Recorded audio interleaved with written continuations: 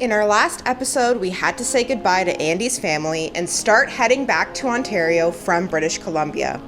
It was a pretty sad morning, and we didn't think that we were going to make any pit stops, but along the way, we decided to cheer ourselves up by exploring Othello tunnels and trying to see the salmon migrate. In this episode, we continue on our drive as we explore 3 national parks in one day. Let's go.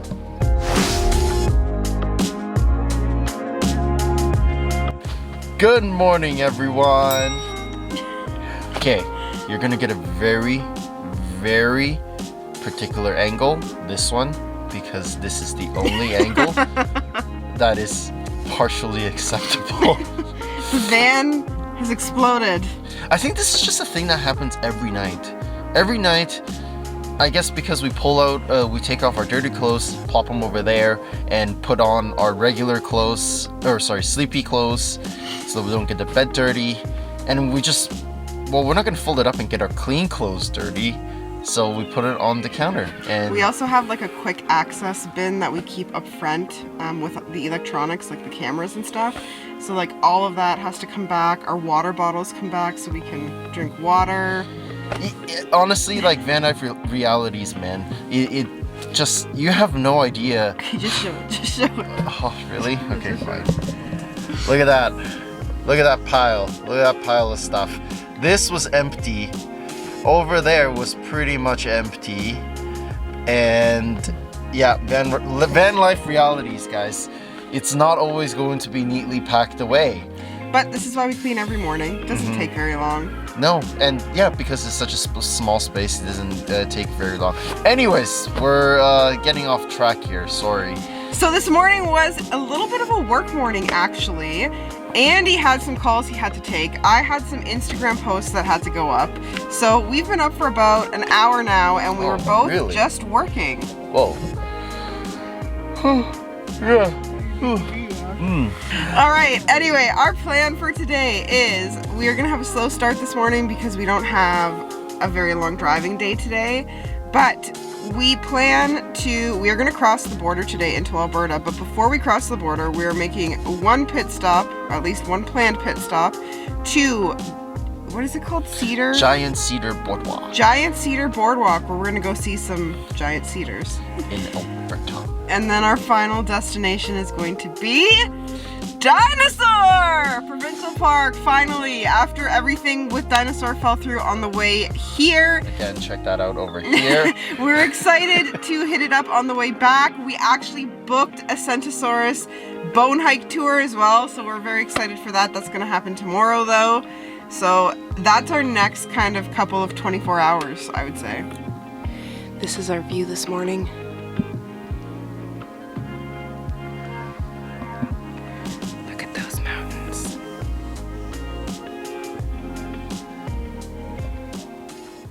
Okay, goodbye Griffin Trailhead. Thank you for the amazing night stay. It was really flat, guys. If you're ever around Revelstoke, well, first of all, if you want to do some great mountain biking, I'm gonna assume that it's got some. There's tons of people coming through, even on a weekday. So that was also the cleanest Volt toilet to date. Is it the cleanest? Yes.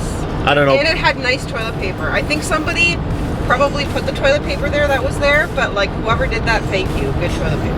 Right, okay, so there's that, and it's flat. As long as you don't fly up the hill like somebody, you'll be fine.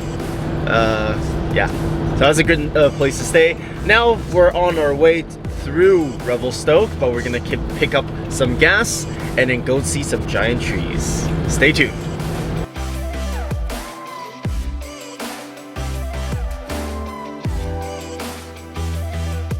All right, we have officially entered Mountains National Park area. This is not one specific national park, it's actually a bunch of national parks that kind of feed into each other. So here where we are at this exact moment, we've entered Mount Revelstoke, which is a national park, and then it also is going to hit Glacier National Park, Yoko National Park. We're not going to get to see it, but the Kootenay National Park is here too.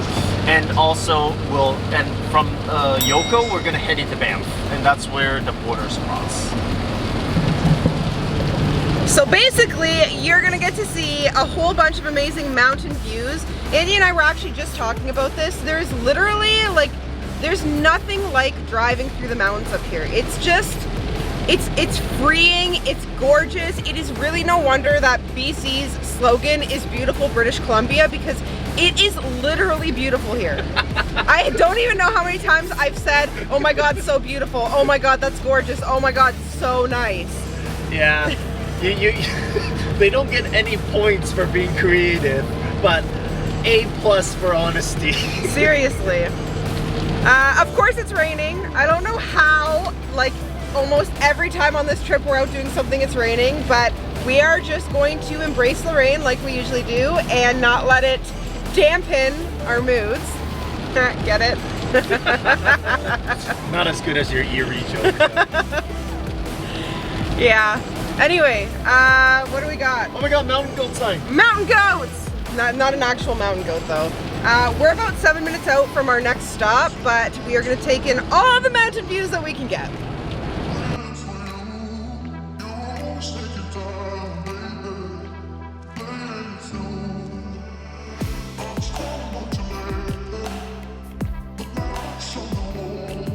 Okay, we are officially here at Giant Cedars Boardwalk. This is a really quick stop. It's about a 1 kilometer loop, so it won't take very long, but we are already we've driven into the dense forest. So I guess it makes sense we're gonna go see some giant cedars. Quick note, you do need a park pass. You're in a national park. If the ranger happens to drive by and you don't have a park pass, you will be ticketed. We have our yearly one. But if you didn't want to get a yearly one, you can get like a daily or a weekly, I think. Yeah, it's at the exit kiosk according to the sign, although the one's there, so plan ahead. Yes. If you do have the yearly one, make sure you hang it in your vehicle so it can be seen. All right, enough talking, let's go walk.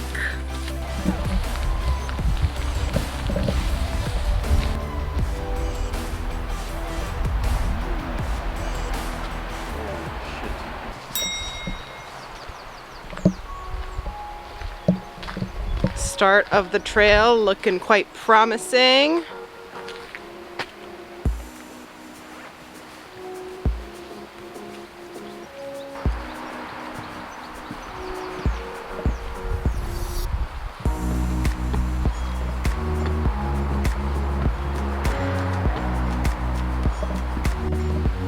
These are some giant trees.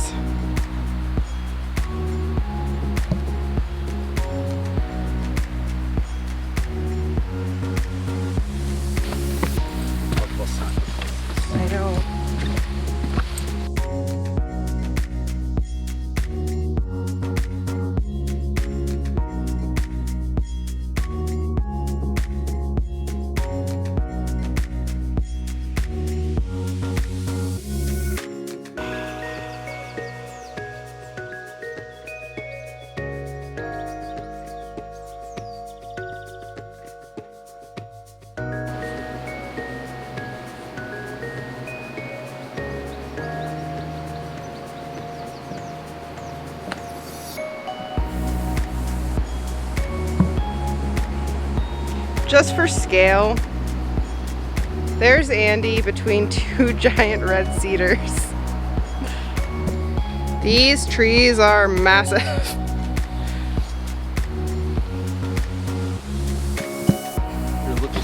Oh my God! Damn it, I missed it. Did you not see this step? No, I was trying to walk in this tree. He totally missed that there's a step right there. Good thing that was me, because you would have been cool.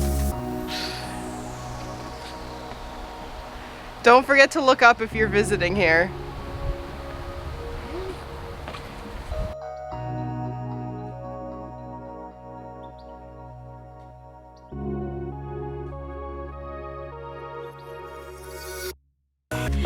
All right, we didn't have any other real hiking plans for this area. We kind of decided we were gonna play it by ear, and we probably should have looked into things a little more before we left, because there's 2 more trails in Mount Revelstoke National Park that we thought would be cool, but it turns out they are an hour and half an hour back from where we came. It's okay. It's not like we're gonna be short on national parks in this area. So we've decided, because we're hitting Glaciers National Park shortly, we're gonna do a hike there. We chose a short 1.1 kilometer loop because everything else is really long and difficult and we're not really prepared for that today.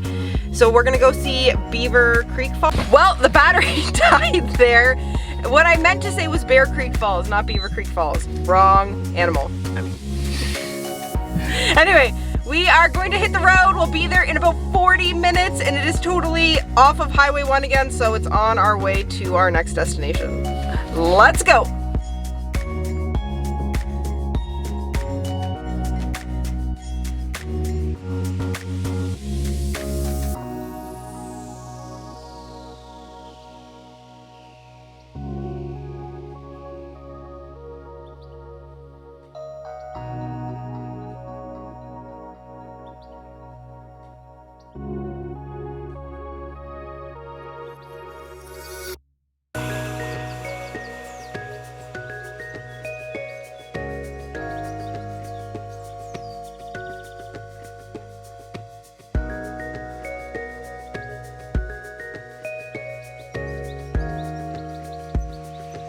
What a view, oh my goodness.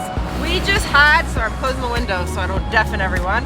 We just went through a whole bunch of tunnels, and to the right on the mountain, there was a bunch of like little waterfalls, a little bit of like snow and ice. So cool. Like Andy said, sometimes the rain sucks, but it also just gives you like a different kind of feel and perspective when you're outdoors. So it's pretty cool.